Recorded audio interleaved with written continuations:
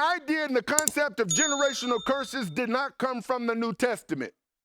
Now, if you reject the Old Testament, then you got to also reject generational curses.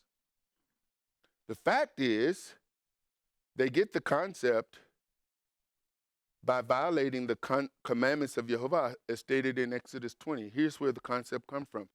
So how does a generational curse, as the church will define it, come? It comes by violating the commandments. But wait a minute, you're not under the commandments. So if you're not under the commandments, how can you be cursed generational? Now they've redefined it. They redefined it as something, some issue. You know, you can look in your line, you can look in your bloodline, you can look in your family line, and if there's an alcohol problem, if there's a drug problem, if there's a divorce problem, if there's marital problems, issues, mental illness problems, and then the doctors jump on that and say, hey, you know, we need to discuss and study your family tree, because generally it's like mental illness run into the family, and here you could have a family of 20 people and only one person got mental illness. It's like, well, how can that concept be justified? Well, it can skip family members, it can skip generations. You know, you get into all this nonsense. And then you get people repeating that nonsense, and you got a doctrine. Generational curses, which originated in the Old Testament commandment law that you reject, but still want to teach generational curses and establish deliverance ministries.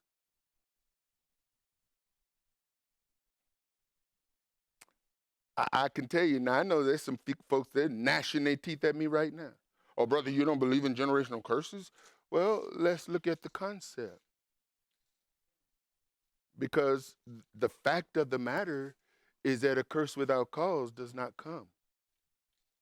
If there's something going on in your life, you can try to attribute it to a demon, but could it be rebellion?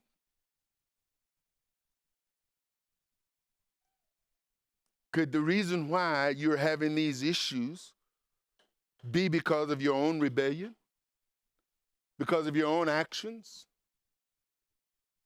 Because the Bible tells me that if you hearken diligently to obey all these commandments, all these blessings will come upon you.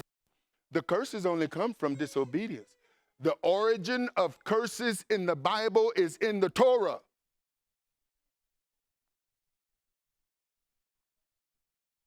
The curses are associated with the law.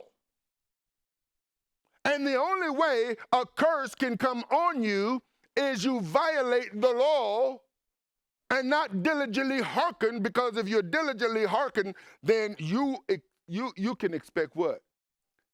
All the blessings of the Most High. So here's what you have. You have confused people. You have people who want the blessings of the Almighty while rejecting the commandments, which is where the curses come from. What makes you think you'll ever be delivered? And this is why they keep telling you, well, you know, when we cast out some demons, you got to deal with the other demons, and you'll always need deliverance. Well, as long as you're always rejecting the law, yes, you will always need deliverance. But when your life starts aligning itself with the commandments of the Most High, you know what? You'll find yourself walking out your deliverance. Why? Because the devil don't have access. If you're closing the door by obeying his commandments, how does the devil get access to you?